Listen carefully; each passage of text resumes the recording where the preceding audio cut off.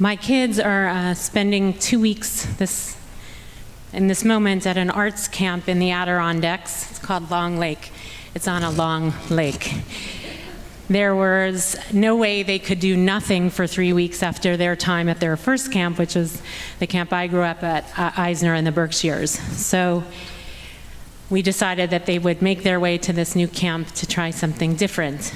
In May, when I spoke to the director of the camp, I found myself asking a question that I would have never thought would have come out of my lips. I said, I'm sorry to have to ask this question, but we are Jewish and observant, and I'm wondering how the camp might deal with conversations about Israel and Palestine. He responded quite well, but I was still stunned that I felt that I needed to ask the question. On Monday, as we were eating lunch before I dropped them off, I felt like I had to have the talk. Sivan, my daughter, was wearing a shirt, this red shirt that some of us got in Israel from Bonot Alternativa, which has a lot of Hebrew on it. And for the last couple of months, she has chosen to wear the hostage tags around her neck. She's 12. I shared that while there were many Jews at camp, that was one of the things the director said. It's not a Jewish camp, but there are a lot of Jews there. I didn't know whether Israel-Palestine was going to come up in the course of the summer at camp of these 2 weeks, and that there are probably a lot of different opinions, and some might be harsh. I told them if anything was uncomfortable or felt anti-Semitic, that they should immediately tell a counselor or a unit head. On Tuesday, I was very excited when Vice President Harris picked Governor Walz as her running mate. Were you? Is anyone else excited? Okay. I was also relieved. I hear that too. I was afraid if she picked Governor Shapiro, how Jewish identity and the war in Israel and Gaza would go over in our national election, and I didn't think it would go well. Al ela ani bochia. Eini yordak mayim ki rachok mimeni menachem meshiv nafshi. Hayu vanai shomamim ki gavar oyev. For these things do I weep. My eyes flow with tears. Far from me is any comforter who might revive my spirit. My children are forlorn, for the foe has prevailed. We will hear these words of Eicha chanted on Tisha B'Av, which begins on Monday evening. There are so many things to cry about.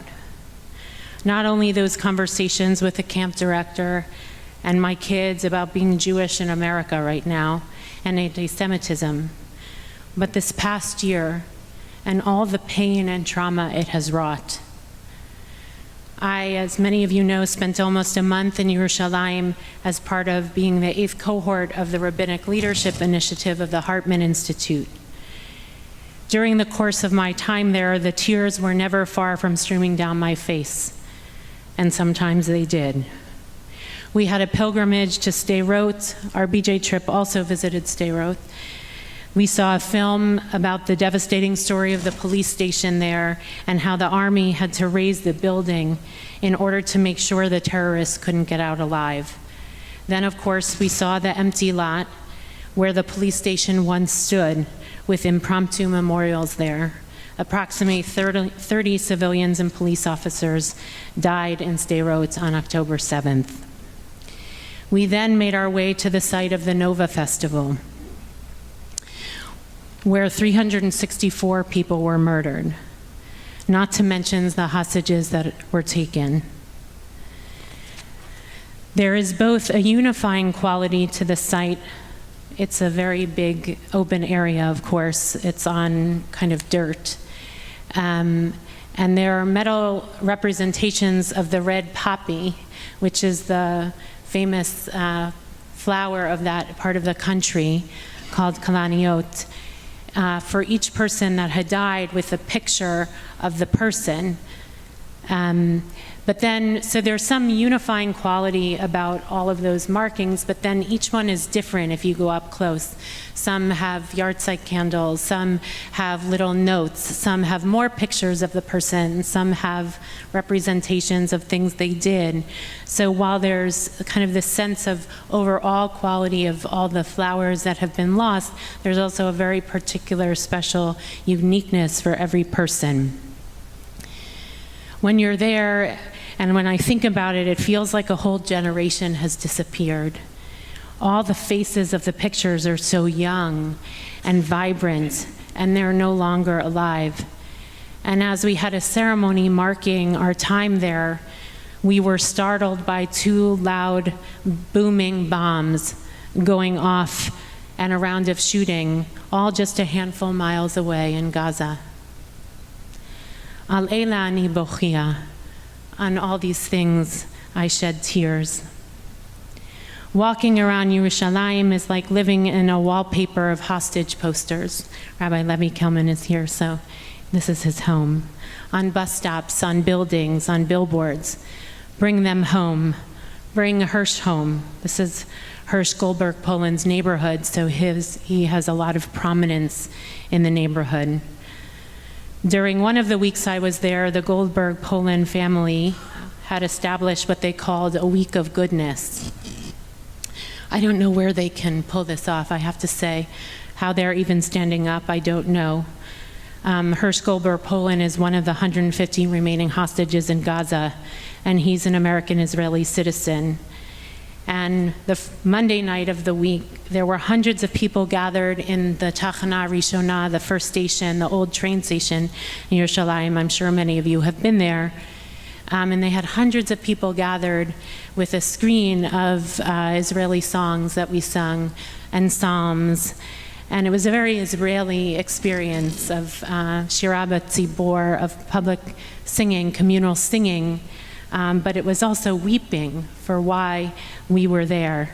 And John Polin, who, as I told you, I went to Hebrew University with, began the evening with Psalm 121, Esa Einai. And then we just sang and ended with Hatikva.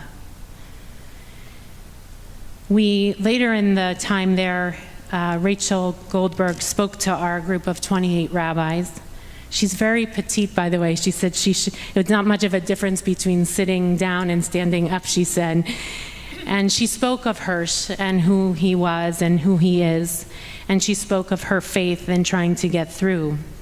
And how she believes, and many probably people have heard of this, that hope is mandatory. And she also said that it has been devastating to know how the world works, to have a window into the dynamics of what makes or doesn't deliver change or action or a deal in this case. She said that she and John, her husband, have been traveling the world and meeting the Pope and the President and, amazing leaders, right, that they've met, and doors have been open, and that she has also been in dark alleys for conversations to try to make a deal happen. And that has all been devastating. Al Eila ani bochia. Upon these things I weep. I, of course, went to rallies and protests while I was there. I met our friend Sarah Lo Wortman-Shadmi. Some of you may know her. She was one of the initial starters of Hamidrasha. And we met on Shabbat afternoon. It was sweltering in Tel Aviv, in Hostage Square in Tel Aviv. We spent some time catching up and then participated in Havdalah that was led by our dear friend Rabbi Chen Ben Or Tzfoni. One of the speakers of the Havdalah spoke about how the upcoming fast of the Shiva Asar B'Tammuz, the 17th of Tammuz, was coming up in the following week, and how it represented the days of when the walls of Yerushalayim were breached, and how relevant that was for this year. And Sarala, a secular kibbutznik who now lives in Tel Aviv, turned to me and said, I think I might fast. I think I might fast. This is not her tradition, if it's not clear. After Havdalah, I met some other friends for the weekly Saturday night rally protests for the hostages. It was 2 days before Netanyahu was to fly to the States for his speech before Congress. And you can imagine there was a huge amount of anger in Israel. And there was a slogan, Lo tisa im ein iska, no flying if there's no deal. People felt like he was abandoning the country in the midst of hostage negotiations and a ceasefire deal. But of course, he did fly. Toward the end of the rally, and I had been to the rallies when we were there in January, and I also was in Yerushalayim at rallies, but toward the end of the rallies, they started to read the names of every hostages, and on the billboard, the screen, they presented a picture. But it wasn't just they read the names. They would say, Hirsch, Goldberg, Poland, and then the thousands of people at the rally would respond, Hirsch, Goldberg, Poland. 115 names, one after the other. Al ela ani bochia. For these things do I weep. And then there's, of course, the things to weep for that in Israel are not seen. All the pictures of what's happening in Gaza, all the lack of conversation about what's happening in Gaza, the lack of empathy. Really, there's really no conversation, at least publicly it seems, even if it's happening more privately or with smaller groups like Standing Together or Combatants for Peace, or not to mention what's happening in the West Bank right now, which is like the Wild West. Al ela ani bochia, for these things do I weep. This is Shabbat Chazon, the Shabbat preceding Tisha B'Av, in which we read the words of Yeshayahu in the Haftarah, the opening chapter of the book of Yeshayahu. The Chazon, the vision of Yeshayahu, it's the third Haftarah of rebuke. And it's not a pretty Haftarah. It's meant to agitate. It's meant to upset. It is not comforting. It speaks of the devastation that will be wrought on the people for them going astray, though it does conclude, as every Haftarah concludes, with some hope for reconciliation. It ends with, I will restore your magistrates as of old, and your counselors as of yore. After that you shall be called City of Righteousness, Faithful City, her repentant ones in the retribution. So there is always, of course, a hope of return, but it's chosen for this particular Shabbat because of its sense of destruction that is awaiting. So we're, for the moment on the Shabbat Chazon, we don't feel much comfort. I don't know about you. Maybe the national elections, I'm feeling a little more comfort, which is, I'm grateful for that, I have to say. But when it comes to Israel, there is very little comfort. We are sitting in the breach, in the brokenness, in the tears. And on Monday night, we will hear these words of the book of Eicha. Tavu va'aret sha'areha, ibed v'shibar berichecha, malka v'sareha v'goyim, ein Torah. Gam nevieha lo matzu chazon me'Adonai. Her gates have sunk into the ground. He has smashed her bars to bits. Her king and her leaders are in exile. Torah, or teaching, is no more. Her prophets too receive no vision. Ein lo matzu chazon. They did not receive a vision from God, which is of course the same word, Shabbat Chazon, the vision of Yeshayahu, which is a hard vision. But the vision, of course, that is spoken of in Eicha is that there's no good vision. There's no vision of coming out. There are no easy answers in this breach, in this destruction, in this trauma. And perhaps also that's what was so devastating, I think, about being in Israel, and I think also about being here, is no one actually sees a clear path. There's not an obvious answer, what's next.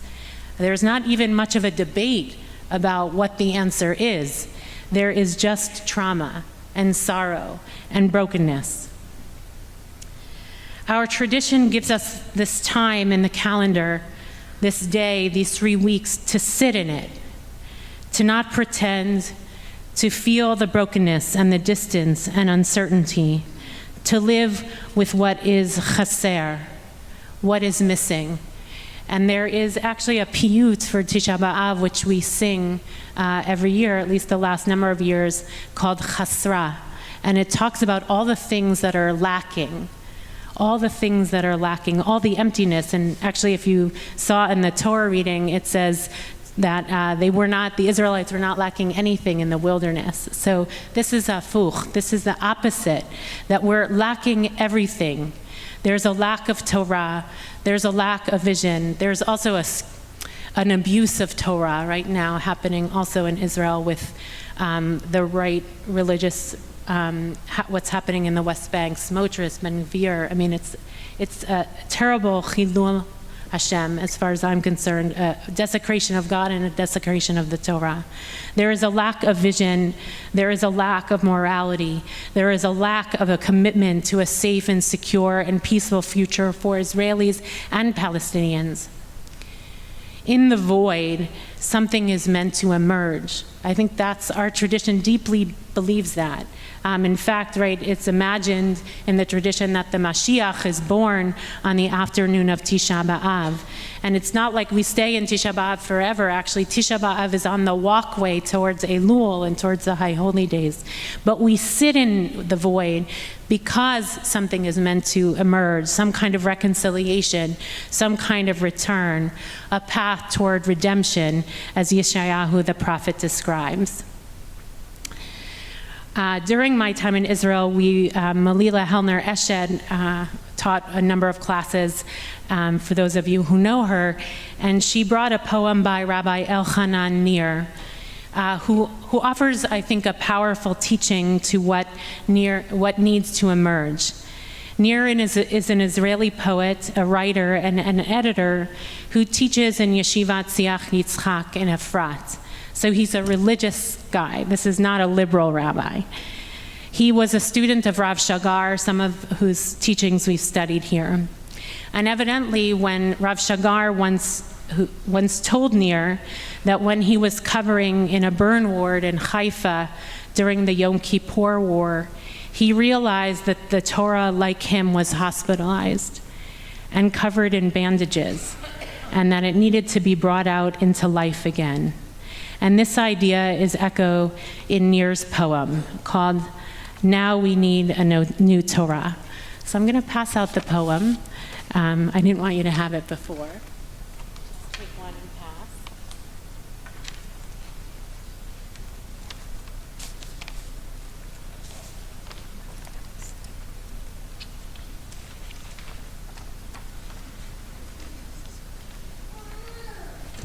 Levi, you want to read it in Hebrew? I can read in Hebrew, but your accent is probably better than mine.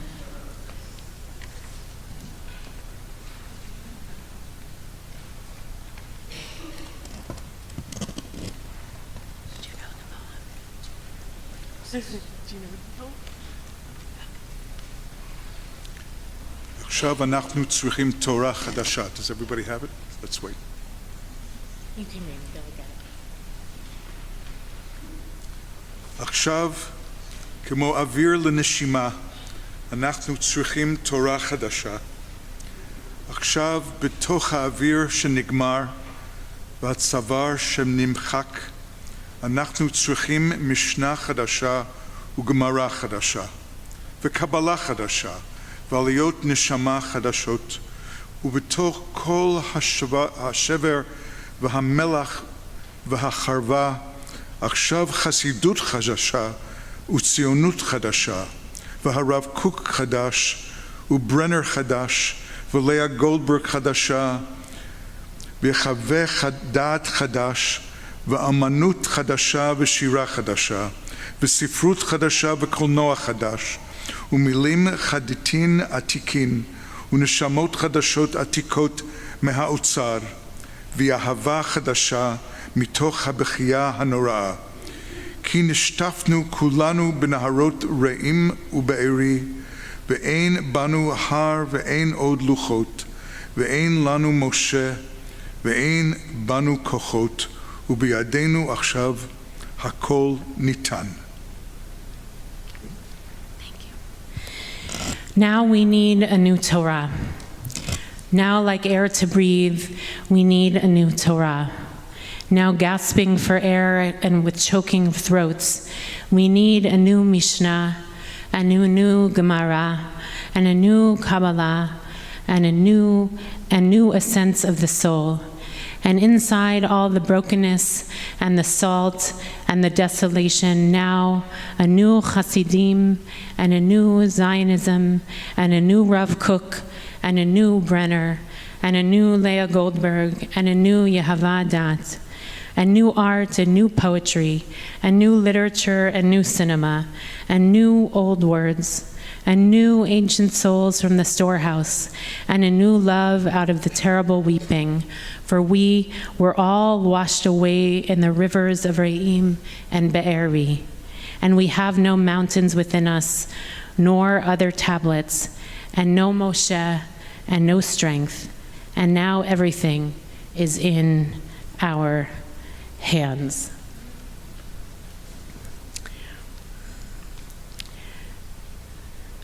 So there was,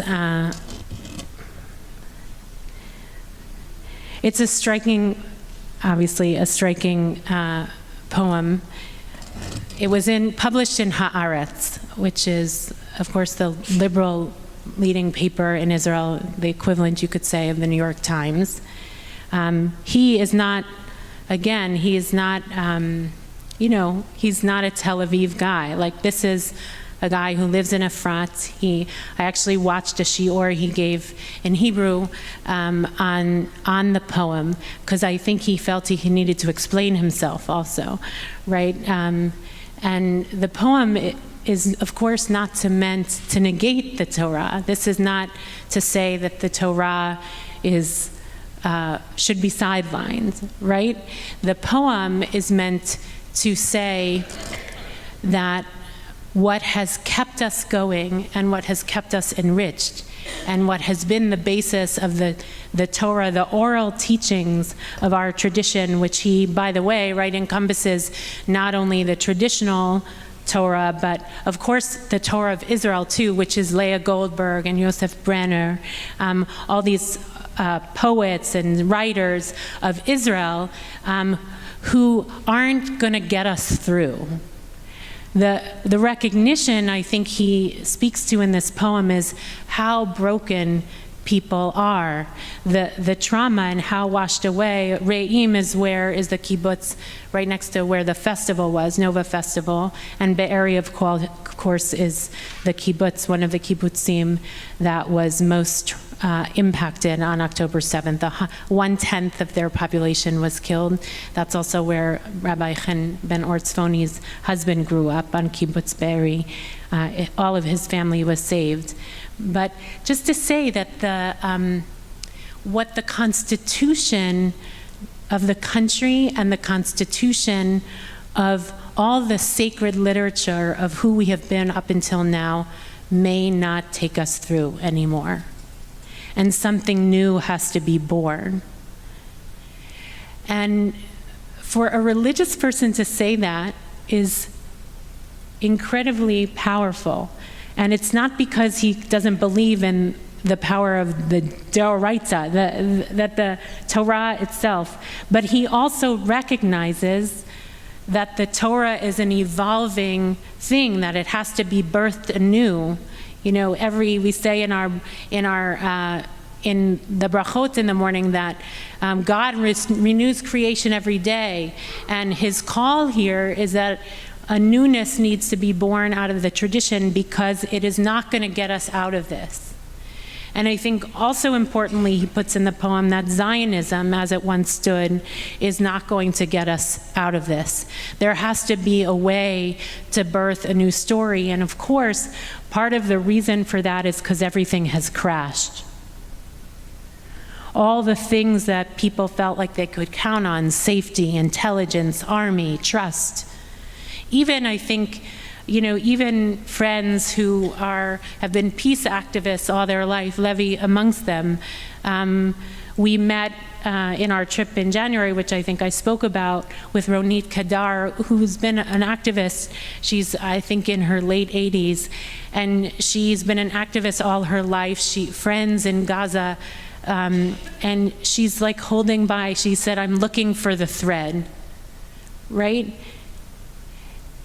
And the power of this notion that, by the way, there are a number of things that if we had time to look at the poem more deeply, we could look into more specifics, but I just want to focus on the end where it says, Uviyadeinu achshav hakol nitan, and now everything is in our hands.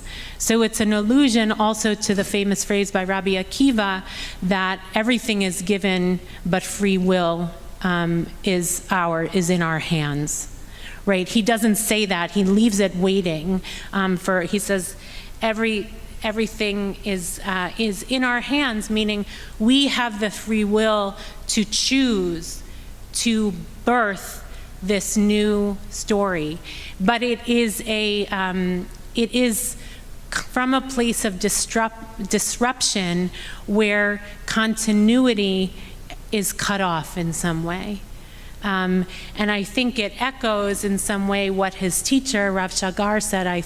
When I read that story about Rav Shagar saying, after the Yom Kippur War was a disruption to Israelis' understanding of themselves and really our sense of ourselves as a Jewish people was very devastating, and that the Torah is in bandages is such an incredibly powerful image, and it needs to be healed and birthed anew.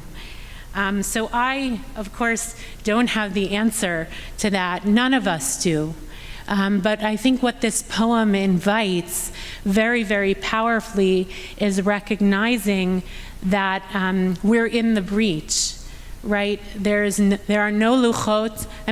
They're sitting right in our Aron HaKodesh. We have 14 Torah sitting in our Aron HaKodesh.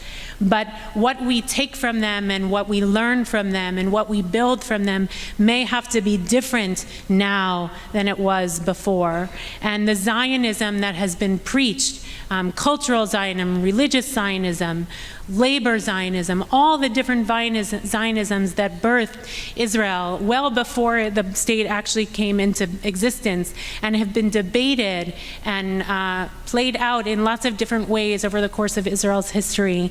Something new needs to come out because it's not going to carry us through. Actually, in this lecture that he gave on, Elchanan Gir gave on the poem, he very simply said, amongst many other things that were less simple, we can't return to what was. We can't stay with what was. We have to reveal the Torah according to October 7th, he said. Some of us might say we have to also consider the Torah that has continued. I don't know how much he's thinking about what is happening in Gaza too, but there has to be something new that is born and birthed in this moment.